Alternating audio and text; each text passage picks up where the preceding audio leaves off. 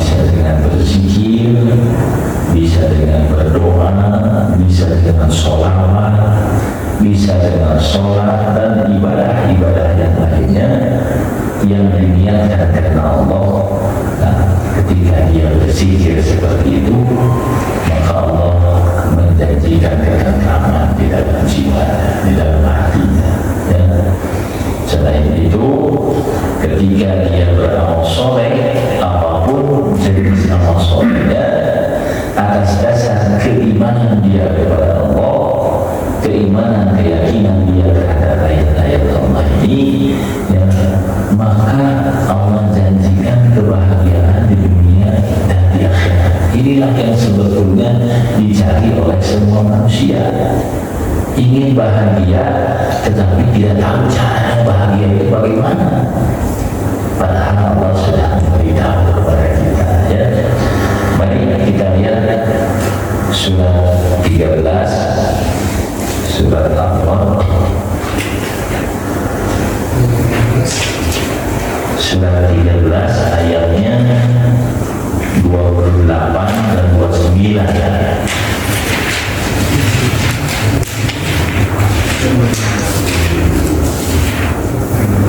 Halaman 252 dan 253. Surat 13 ayat 28 dan ayat 29, halaman 252 dan 253. Tercontak ya, maksudnya A'udzu billahi minasy syaithanir rajim. A'udzu billahi minasy syaithanir rajim. Alladzina amanu wa tatma'innu qulubuhum bi dzikrillah.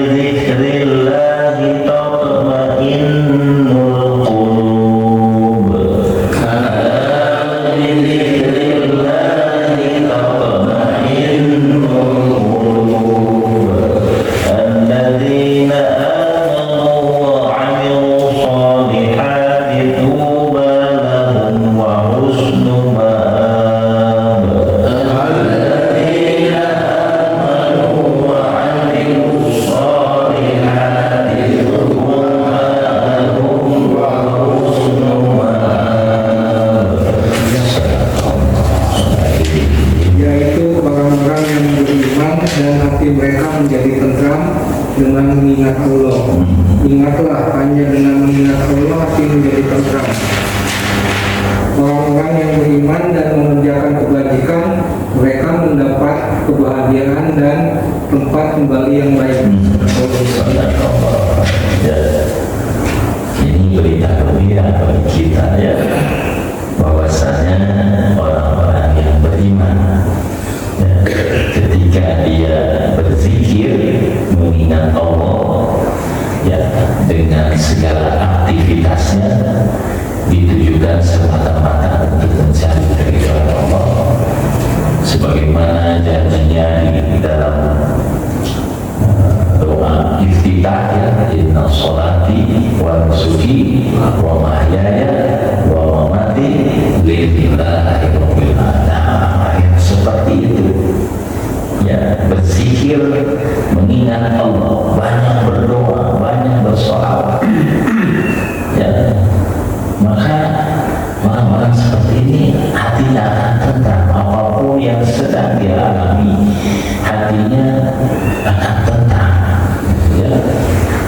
Kemudian di ayat berikutnya bahwasanya orang yang beriman dan beramal soleh ya, banyak berbuat baik atas dasar keimanan, mereka akan mendapat kebahagiaan selama hidup di dunia dan mendapat tempat kembali yang baik nanti di akhirat, yaitu surga yang dijanjikan Allah bagi kita ya, orang-orang yang beriman ini ya, kan?